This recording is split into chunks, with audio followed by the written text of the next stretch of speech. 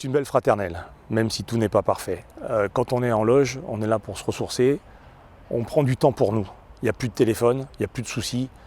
C'est un moment de recueillement, j'ai envie de dire presque, qui nous permet de nous élever, tout simplement.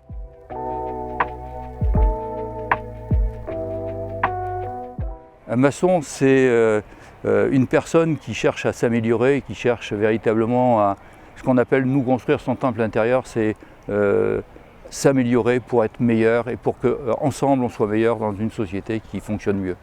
Il y a des choses à faire. Hein.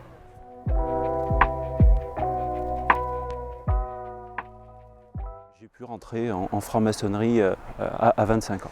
Ce qui est très jeune, mais ce qui est, je trouve, un atout, parce que la franc-maçonnerie, c'est réussir pour moi à se construire avec des valeurs, à construire son savoir-être personnel. Et d'être rentré jeune, ça m'a permis de faire un virage personnel sur ma courbe de vie, tant personnellement que professionnellement et sur mon entourage.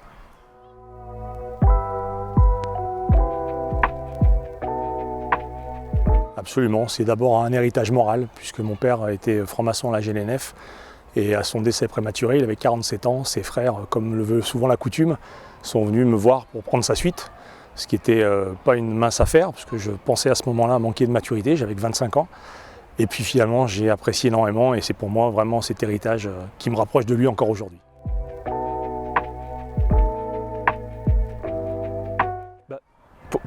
Moi, comme je disais, je suis quelqu'un de la campagne et pour moi, la franc-maçonnerie, c'était quelques centaines de personnes avec des beaux tabliers qui se tenaient bien, mais qui n'étaient pas destinés à des hommes de la cité, comme on peut être, des hommes qui travaillent, mais c'était des hommes politiques, des intellectuels. Car pour moi, la franc-maçonnerie, c'était quelque chose d'intellectuel, alors que ça peut l'être, parce que ça nous permet d'acquérir une certaine réflexion, mais c'est surtout un savoir-être. C'est savoir et apprendre à réfléchir, et les savoir-être de la vie avec la tolérance, la sagesse, parce qu'en rencontrant des gens, en échangeant avec des frères, ça nous permet tout bonnement de devenir humblement un peu plus sage, un peu plus tolérant.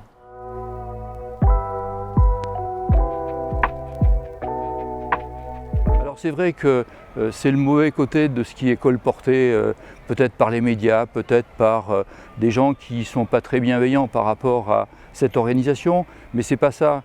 Très rapidement on se rend compte qu'il y a une vraie fraternité, très rapidement on se rend compte que en fait on passe des bons moments, on développe encore une fois une façon de raisonner, on fait des travaux en commun, on s'améliore, mais c'est pas de l'affairisme, surtout pas.